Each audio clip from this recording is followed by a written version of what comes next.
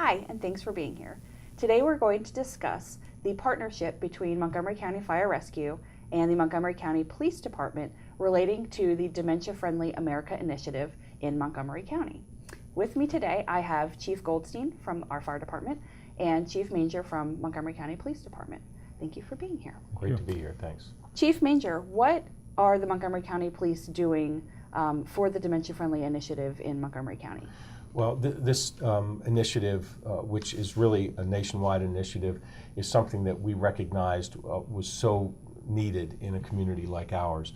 We respond every week, in fact, nearly every day, but at least several times a week, to cases where someone has either wandered away from home or eloped, and they're missing. And it requires a pretty significant amount of resources, for the police to, get 10, 12 cops around, looking for this person, especially if it's, below freezing or something where the person's really in danger if we don't find them quickly. So this initiative was designed to work with families who have folks living in their home, whether it's a parent who might have dementia or Alzheimer's, and we work with those families to get information about that individual, about where they go, where they might go, and give them a safety kit. And we can talk about in detail, but we give them the safety kit, and they fill out information, provide us information when everything's fine, not when the person's missing and everybody's stressed out and they can't remember half the things that we're trying to, information we're trying to get from them. So we saw a real need for this kind of program, and the Dementia Friendly America initiative, I think, is exactly what communities like ours need. Thank you.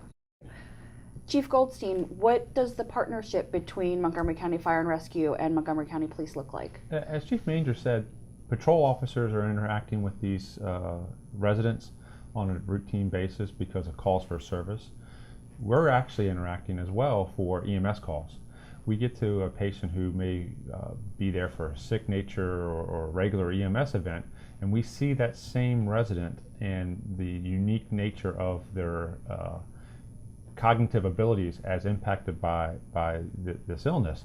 We have the ability to enroll or refer them to the county police program by providing this information kit, doing that documentation and suggesting that they engage with this bracelet and the card. We, for many, many years, had the file of life. This is a supportive program so that in addition to the medical nature of the file of life, this information card is stored near and with the file card and has the information that law enforcement is going to need to assist in locating that individual if he or she does, wander off, as Chief Manger outlined. And Jamie, I think that the value of this partnership is the fact that we come into contact with these families when something's wrong, when the person wanders off. Fire Rescue comes in contact with these families at other times. Mm-hmm. So if you have both agencies, giving this information to the families, it's a real force multiplier. Right. And so the value of this partnership is just tremendous, because I think we're reaching many more families. Absolutely, like a safety net for your program. So, as we're going to carry these in our community outreach bags on the apparatus, we go to a Safety in the Neighborhood event. We're doing a home inspection for our traditional smoke alarms and CO activities. We find someone who has the potential that this program could help. We provide the bracelet, we provide the information card and the magnet from our outreach bag and our outreach supplies. What we ask our folks to do is document that through a unit report and do that referral tab to the EMS section so that you all in EMS can refer it to Tom's folks in SOD so that they can do that follow-up, because this bracelet has a little name card embedded into it, and it has the information that's more detailed on the hard card to provide this information. So that's how we have this partnership of how we get more people aware, so that when someone does have an issue of wandering off or being dislocated, we know how to get back to them quicker and easier. I think that one of the keys is the little pouch in the back of the ID bracelet where the family can put a contact number, because in about half these cases, we're finding someone. Someone's reporting, there's an elderly man who's walking in a shopping center and seems disoriented and seems to need help. So we get dispatched, or fire rescue may get dispatched if the person's in some sort of distress, and so we actually find this person before they've even been reported. The family might not even know that they're missing yet. So if they have one of these ID bracelets on, we've got the phone number there that we can call, and we can get the person back home much more quickly. And the companion to that, when we run that Jane Doe or John Doe, who is a patient who doesn't know who they are, where they are, if they have this bracelet on, we and our providers through this training are going to know what this bracelet identifies, how they can open the back tab of the bracelet to see what's going on and say, okay, I definitely need patrol to come assist me because I have someone who may already be reported missing or someone who may soon be reported missing. And as we want to alleviate and shorten that reaction time, so this training is going to help our providers know as we do this in the latter summer timeframes, and as we start carrying these on our units, how when they see these on a patient, what this yellow band means, as what this program is, and how we can refer folks into the program. So that's what this training that the folks are going to see in a few minutes is going to really help with.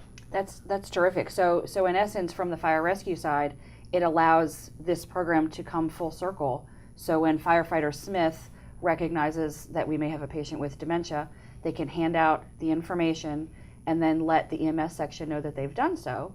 We can in turn reach out to the Alzheimer's folks, the unit within MCPD, follow up with them and make sure then that the family is getting followed up as well. Right. That's terrific. And part of this is prevention as well. I mean, it's not just about when people wander off.